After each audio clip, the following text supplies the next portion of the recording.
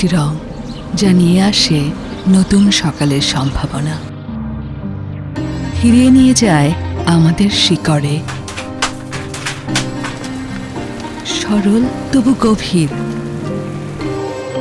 সাহসী কিন্তু শান্ত। এই রং কথা বলে প্রকৃতির ছায়ায়, আলোয় আর হৃদয়ের অনুভবে। দিনের আলো ও নিঃশব্দে মিলে যেতে যেতে ফিরিয়ে আনে ঘরে ফেরার গল্প।